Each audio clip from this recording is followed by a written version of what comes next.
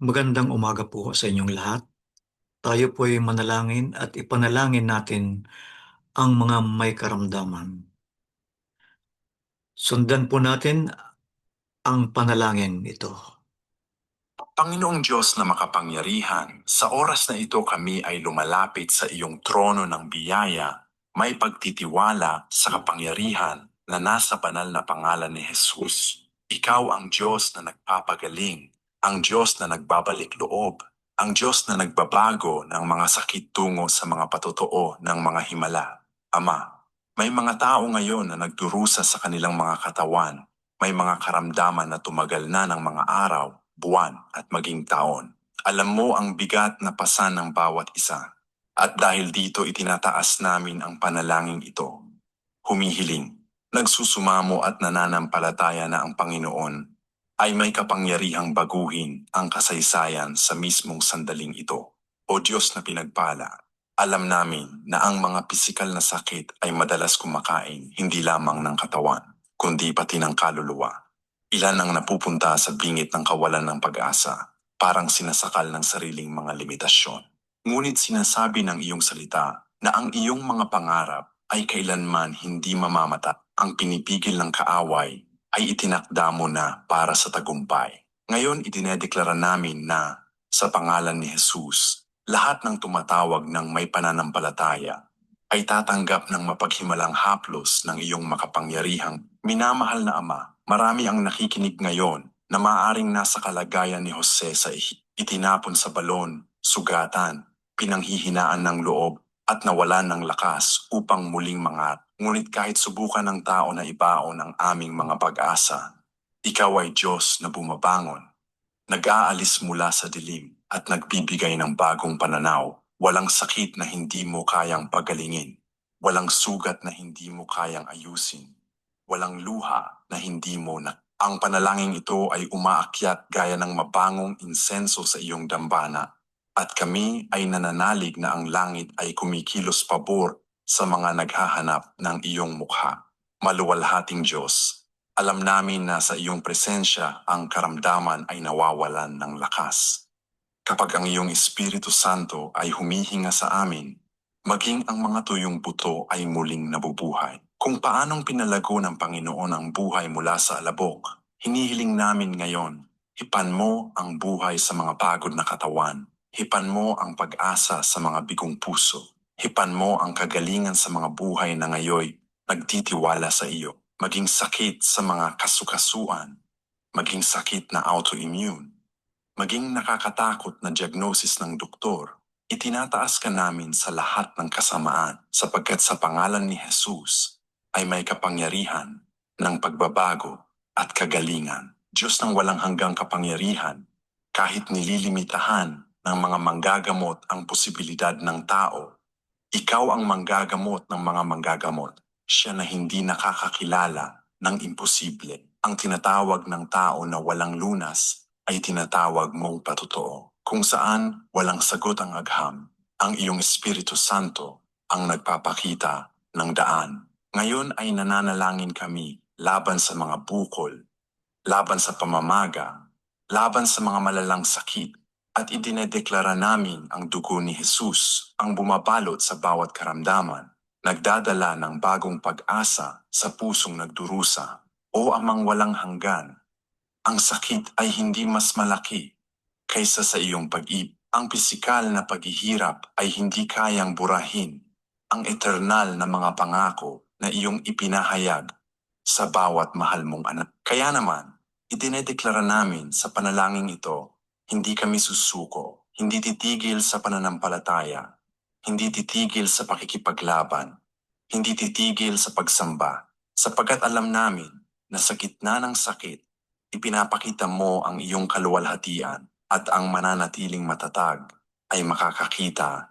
na ang mga pangarap ng Diyos ay kailanman hindi ililibit. Panginoon, marami ang nakararamdam na ninakaw ng sakit ang kanilang kalusugan, parang inalis ng bigat ng buhay ang kanilang kagalak. Ngunit sa oras na ito ay humihiling kami, ibalik mo ang katawan, ibalik mo ang mga buto, ibalik mo ang mga kalamnan, Ibalik mo ang bawat lamang loob na nangangailangan ng banal na paggaling, Espiritu Santo. Pahiran mo ngayon ang bawat buhay na tumatawag. Ibuhos ang pagpapahid ng kagaling, pagpapahid ng tapak, pagpapahid ng lakas ng loob upang harapin ang bukas na may panibagong pananampal at matatag na pagtitiwala. Minamahal na Ama, gaya ng ipinahayag ng tekstong nagbigay inspirasyon sa amin na ang paningin ay muling naibabalik, hinihiling din namin, ibalik mo ang espiritual na paningin ng mga buhay na ito. Huwag silang madaig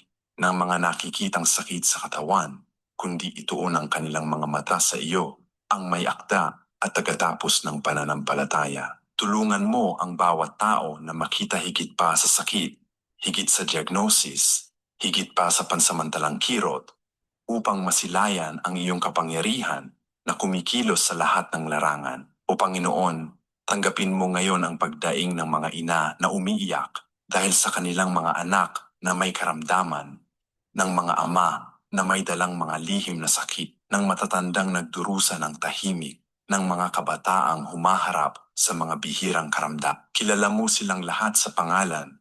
Batid mo ang bawat luhang pumatak, ang bawat gabing walang tulog. Hipuin mo ngayon, Ama, at baguhin ang bawat sakit bilang tanda ng iyong presensya.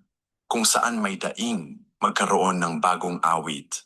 Kung saan may kalungkutan, magkaroon ng patotoo ng tagumpay. Diyos ng buhay, hinihiling namin na bawat isa ay makatanggap hindi lamang ng ginhawa, kundi ganap na kagalingan. Ibuos mo ang pagpapahid ng tagumpay sa bawat buhay, pagpapahid ng kasaganaan sa bawat larangan, pagpapahid ng lakas ng loob upang isabuhay ang masaganang buhay na iyong ipinangako. Huwag mong hayaang mapigil ng karamdaman ang pagsamba ng mga pusong ito. Sa halip, mula sa gitna ng pakikipaglaban, ay sumibol nawa ang mas malakas na papuri, mas matinding pananampalataya, at hindi matinag na pagtitiwala sa iyo. Panginoon, alam namin na ang iyong kalooban ay mabuti, ganap at kalugod-lugod. Naniniwala kami na may mga layunin, maging sa gitna ng sakit. Ngunit alam din naming ipinahayag ng iyong salita na dinala ni Jesus ang aming mga karamdaman at sa pamamagitan ng kanyang mga sugat, kami ay pinagaling. Ang pangakong ito ay buhay, mabisa, at hindi babalik na walang katuparan. Inaangkin namin ito ngayon at nananalangin na bawat buhay ay mapagaling sa pangalan ni Jesus. Mahal na Ama, maaaring subukan ng kaaway na itapon ang iyong mga anak sa mga balon ng pagdurusa. Ngunit ang balon ay hindi ang katapusan. Ang sakit ay hindi ang katapusan.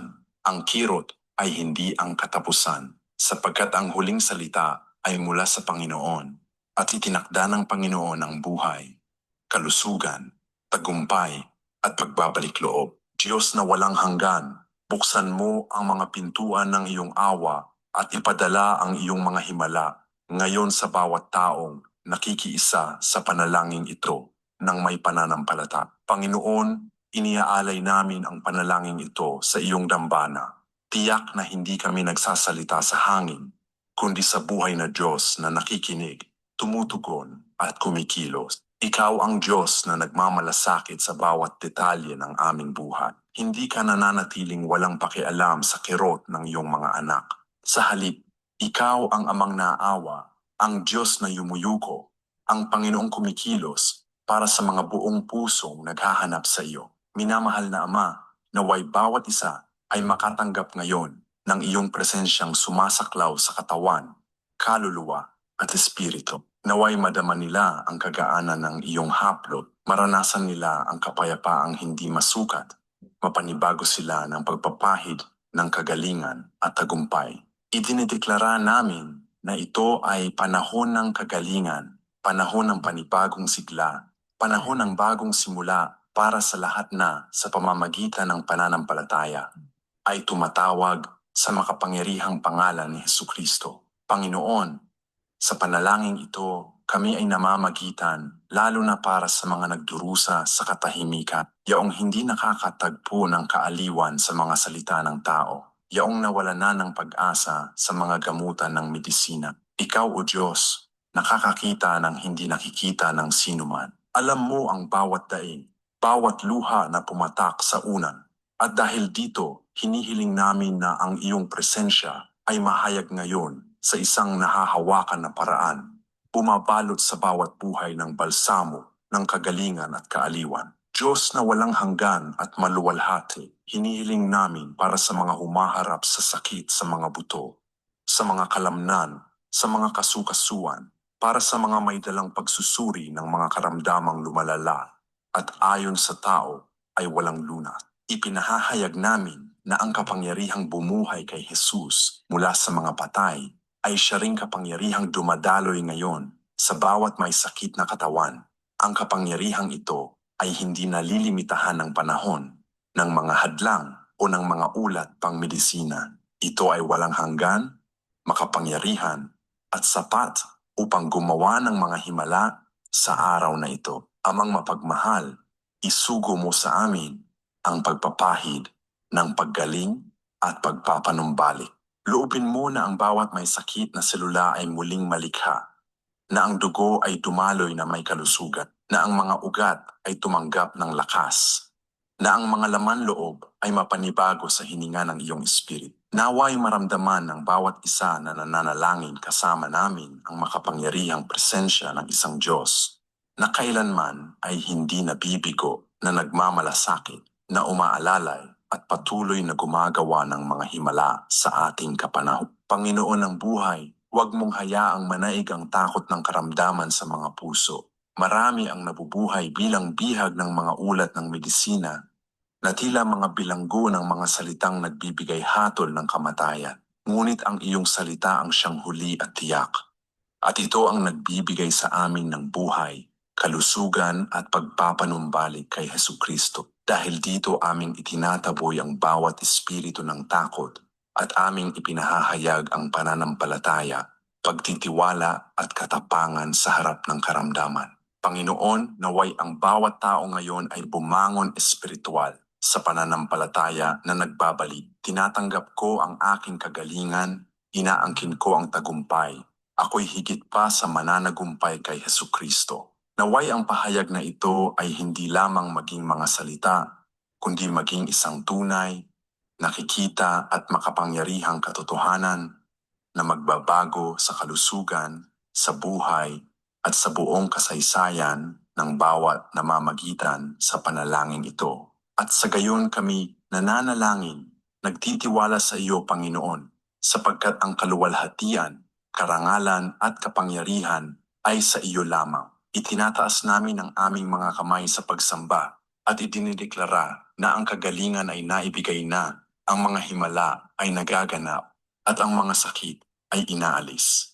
Sapagkat lahat ay natutupad sa pangalan na higit sa lahat ng pangalan, ang pangalan ni Jesus. Kung ang panalangin ito ay tumugon sa iyong puso, kung ikaw ay nakatanggap ng pananampalataya, pag-asa at kapayapaan sa pamamagitan nito, inaanyayahan kitang manatiling kasama namin sa paglalakbay na ito ng pananalangin. Pindutin mo ngayon ang pindutan ng pag-ibig upang mas marami pang tao na nangangailangan ng kagalingan at panibagong sigla ang makaabot sa nilalamang ito. Ibahagi ang panalangin ito sa iyong mga kaibigan, pamilya, at lahat ng nangangailangan ng salita ng pag-asa sa gitna ng mga kirot ng katawan at kaluluwa. Isulat mo rin ang iyong pangalan dito sa mga puna upang aming maipanalangin ka ng personal. Iwan mo ang iyong kahilingan sa panalangin.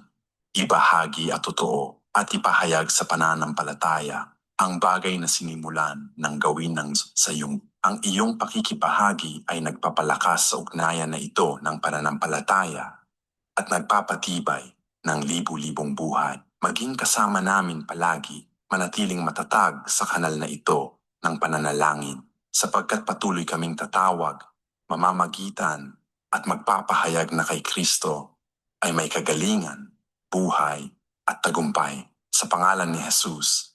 Amen.